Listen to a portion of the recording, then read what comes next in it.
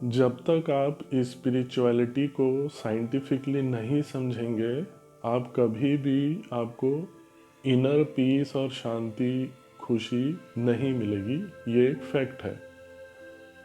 क्यों ये फैक्ट है, इसको आप क्रॉस चेक कर सकते हैं कि समाज में सबसे हायर पोजीशन, सुप्रीम कोर्ट से भी जिसकी हायर पोजीशन है, वो है स्पिरिचुअलिटी। इससे आप इसको समझ सकते हैं कि ये कितना नेसेसरी है। आज हम one of the famous line है कृष्ण भगवान की, जो वो कहते हैं अर्जुन को कि तू कर्म कर, फल की चिंता मत कर। इसको साइंटिफिकली समझेंगे। आगे प्रोसीड करने से पहले आपको बेसिक फंडामेंटल चीज़ें ये समझनी है, तभी आपको समझ में आएगा। जो अभी मैं बताने वाला हूँ उसको आप बेस समझ के समझना। कर्म और क्रिया में क्या अंतर होता है? क्रिया मतलब सिंपल सबसे एग्जांपल लें, जब आप सुबह ब्रश करते हो वो एक क्रिया है। कर्म मतलब ये होता है कि आप उसमें कुछ भी अगर इन्वॉल्व कर दोगे, विचार, भावना, सुख दुख, प्लस माइनस, कुछ भी अगर आप क्रिया में ऐड कर दोगे तो वो कर्म बन जाएगा।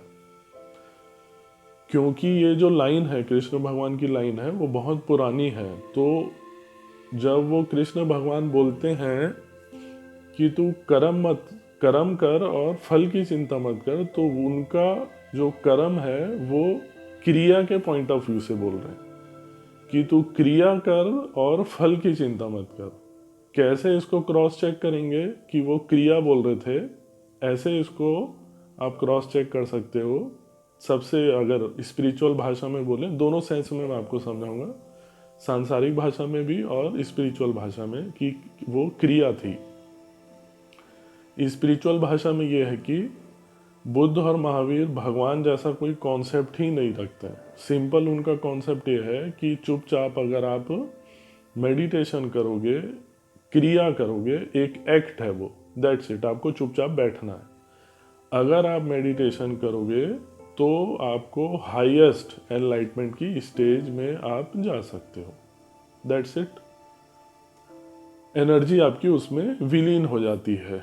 सब चीज़ एनर्जी से बना है, तो आपकी जो बॉडी की एनर्जी है, उस एडिटेशन की क्रिया में ये होता है कि आपकी जो बॉडी की एनर्जी है और जो चारों तरफ एनर्जी है, उसमें एक सिंक्रोनोसिटी आ जाती है, एक लयबद्धता आ जाती है।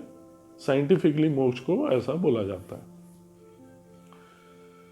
ये तो एक सेंस हो गया क्रॉस चेक करने का कि वो क्रिया बोल रहे थे। और दूसरा कि जितनी भी, अभी आप नॉर्मल भी देखोगे तो हमारी बॉडी ऑटोमेटिक काम करती है। आपका जन्म आपकी मर्जी से नहीं हुआ है। जहाँ पे आपका जन्म होता है उसकी सराउंडिंग के हिसाब से आप काम करते हो, क्रिया करते हो। जो भी हो रहा है सब हो रहा है। हमारी नासमझी की वजह से हम उसमें अपनी इच्छा को जोड़ देते हैं, तो वो कर्म बन जाता है। एक ये तरीका हो गया। तो इसका पूरे प्रोसेस का सार ये निकला कि वो ये कह रहे हैं, और ये साइंटिफिक चीज है, कि तू क्रिया कर और फल की चिंता मत कर। क्योंकि जो फल है वो कर्म की कैटेगरी में आता है। ऑब्वियसली आपकी इच्छा है, आप इच्छा को जोड़ दिए तो वो कर्म बन गया। तो वो इसलिए बोल रहे हैं कि पूरा चीज आपकी, जो आप कुछ कर रहे हो एक्टिविटी, वो भी क्रिया में आती है, और जो उसका आउटपुट होगा वो भी क्रिया में आता है।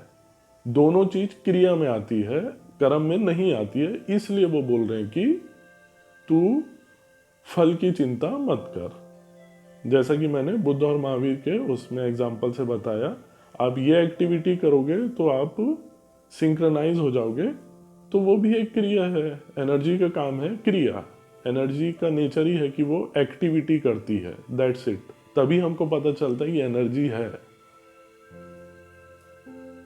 तो इस पूरे प्रोसेस को आपको ऐसे समझना है। और 3 चीज़ें अगर आप करोगे तो आपको इस पूरे प्रोसेस को समझने में, क्योंकि स्पिरिचुअलिटी में बहुत सारी चीज़ें होती हैं, जितनी आप ज़्यादा चीज़ों को ऐसे समझोगे तो आपको उतनी खुशी और पीस मिलेगा लाइफ में, नहीं तो नहीं मिलेगा। तो वो 3 चीज़ें ये हैं, मेडिटेशन, आपकी फेवरेट एक्सरसाइज, और ऑब्वियसली स्पिरिचुअलिटी को साइंटिफिकली समझना है। उसमें बहुत सारी चीज़ें होती हैं, एक आज हमने समझी। बाकी चीज़ों को समझने के लिए आप 2 व्यक्तियों का सहारा ले सकते हो, ओशो, रजनीश, और सेकंड है ईशा फाउंडेशन वाले जग्गी वासुदेव। और आपको कोई भी सेंस में आप कॉल कर सकते हो। Thank you, take care.